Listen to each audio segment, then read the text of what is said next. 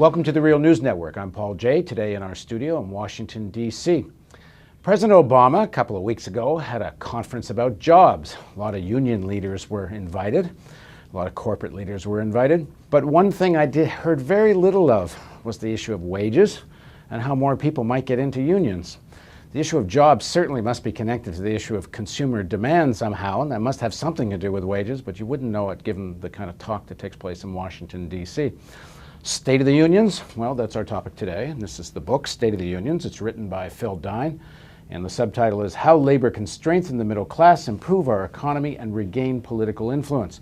Phil Dine is a journalist. He's been nominated for 3 Pulitzer Prizes, and he joins us now. Thanks for joining us. Well, good to be with you. So this subtitle is How Labor Can Strengthen the Middle Class, Improve Our Economy, and Regain Political Influence. So this is supposed to be a president that the unions were finally going to have some influence with. You wouldn't know it, would you, if you look at the kind of policy that's coming out of D.C.? No, you wouldn't. And I think it's a big disappointment for labor so far. Labor leaders won't say this publicly, but I think there's a lot of frustration both among labor leaders, rank and file, and activists about what's being done, or more specifically, what's not being done by this administration for them, for working Americans. So what did they expect, and what aren't they getting? Okay, what they expected was, and what they have on paper, is the most pro-labor administration since LBJ for 45 years. In terms of campaign promises? In terms of campaign promises, yeah, absolutely. In terms of positions on the issues, at least in theory. And more than that, this is an administration that labor did a lot to help elect. So you don't just have a pro-labor administration, you have one that labor really helped install in office. It's fair to say probably he wouldn't have gotten elected. There's no doubt, because key labor leaders like Jerry McEntee of AFSCME, Jim Hoff of the Teamsters, Rich Trumka, then the number 2, now the president of the AFL-CIO, went to steelworkers' effort in Pennsylvania. Absolutely. That's where they went. They went to Pennsylvania, they went to Ohio, they went to Rust Belt states, and they spoke quietly, not in front of cameras, spoke quietly to white working class voters, blue-collar conservatives, Reagan Dems, NASCAR dads, whatever you want to call them, and said, this time, vote your economic interest, vote your family's interest, vote your pocketbook, don't vote your fears, racial or otherwise. And enough listened that it really put him over the top. Okay, so what they thought they were going to get a piece of legislation that would make it easier to organize unions. They thought they were going to get meaningful healthcare reform, which the unions means a real public option. They don't look like they're getting the public option on healthcare. The legislation on EFCA legislation for unionization seems to be way on the back burner.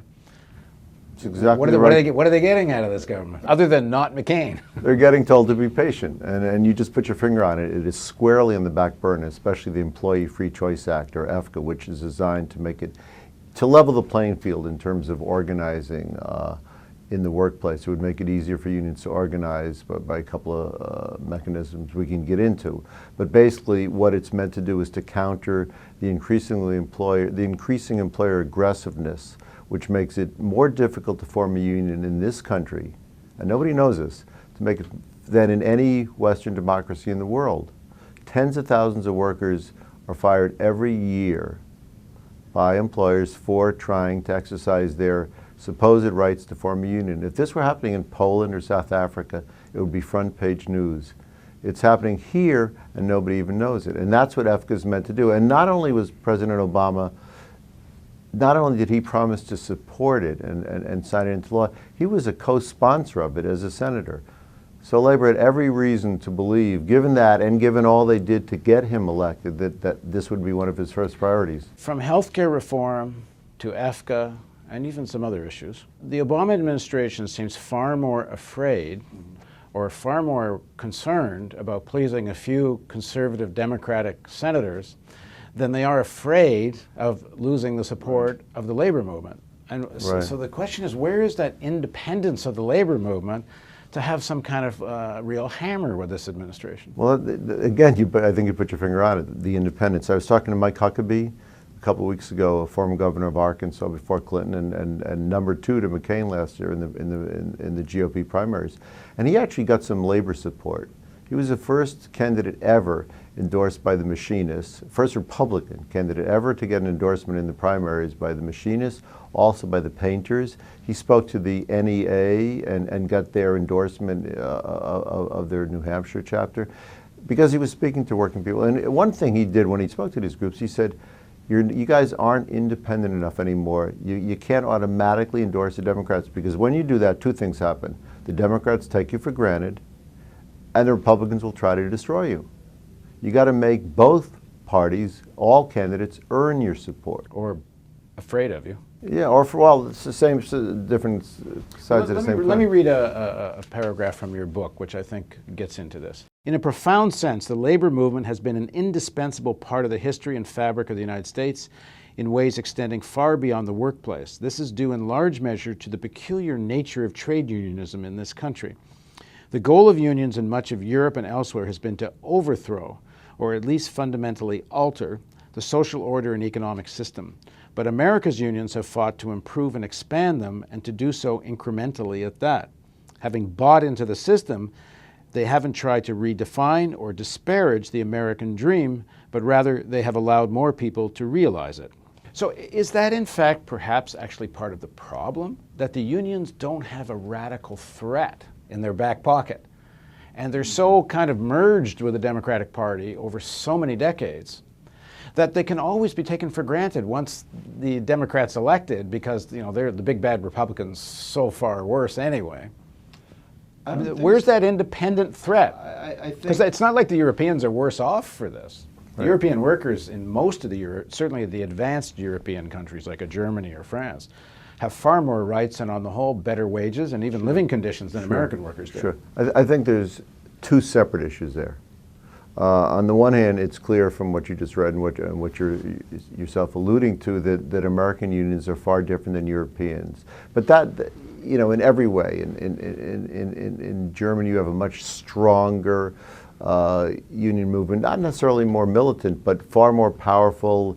They have something called co-determination. They're heavily vested in companies. They're in terms of participation, making decisions. So, and in France, you have almost the other extreme.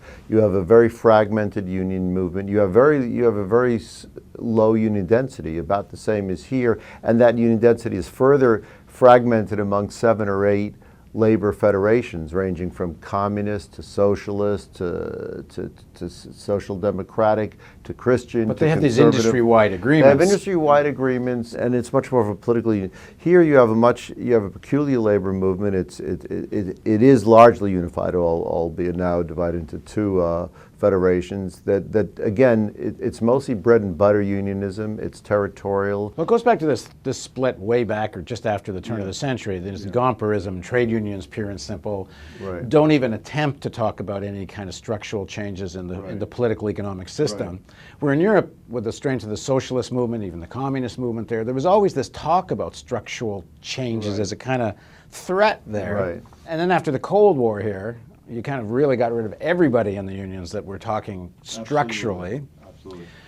Is there some change now? I mean, do you start seeing in the leadership of some of the unions more possibility of this kind of thinking coming back into the union movement here? Possibly, but I don't think, some people say that labor's problem is that it's not radical enough in this country. I don't buy that. Maybe in a dream world it should be. But this is America, this is the way it is, and I don't think the reason labor has been in decline is because it's not leftist enough. Well, I just don't buy that. Independent enough. Independent enough, yes. Those things aren't disconnected, are they?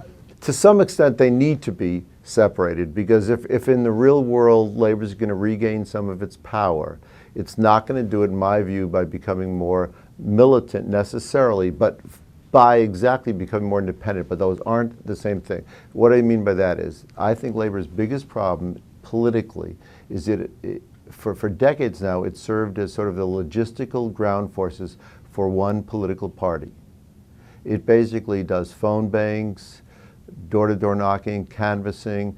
It does everything to get out its vote for the endorsed candidate, almost always a Democrat, and increasingly, in 06, everybody they endorsed was Democrat except for one. So what they're really doing is serving, again, as the ground troops for the Democrats. What that means is that if and when their candidate, quote, wins, what they've done is they've bought access to the new office holder, who hopefully will be a friendly face. What that means on practical terms is they're one interest group among many competing. For example, President Obama, we've just discussed what they did for him. he becomes president, he first focuses on the auto industry. Then he focuses on the stimulus program. Then he focuses on health care. He's never really gotten around to their number one priority, which is health care, which, as you said, is squarely on the back burner. What I think, and what I argue... Not health care, EFCA. Exactly. Thank you very much. Exactly. EFCA. That's on the back burner for a lot of reasons we can get into. But what I argue in the book that labor needs to do is put all that sort of logistical help aside and enter its own issues, its own values, in not only into the election campaign, and here we're getting to something, a bigger theme in my book, it needs to communicate 365 days a year and twice during election campaigns what it's all about, how it is harder for this, in this country than anywhere in the world, the democratic world, to form a union, and why that matters, what the link is between a robust labor movement and a strong middle class, how what's happening to working people and middle class people in this country in recent years is not disconnected but is entirely tied to the decline of labor, how 16 workers a day on the average die every day in this country and nobody knows about it, how the trade deals we're signing are deindustrializing America and what that means, and that's not mandated from heaven, it's the way we write these deals. Labor needs to show how its interests, its values, our middle class interests are in the national interest. They're not some separate special interest. And once it does that, once it campaigns, once it makes those things clear during elections, candidates will have to respond to those values. People will respond to vote based partly on those issues and how candidates stand on it. Then, once there's an election and labor again, quote, wins, it will have a mandate. It won't come hat in hand to the White House or Harry Reid or Nancy Pelosi and say, please do this. It will have a mandate, a post-election balance, because its values were part of the political dialogue. Okay. That's what I think labor needs to do. Well, in the next segment of our interview, let's talk about how effective that could be. And let's talk about what independence, what radicalism means in today's world and with today's unions. Please join us for the next segment of our interview with Phil Dine.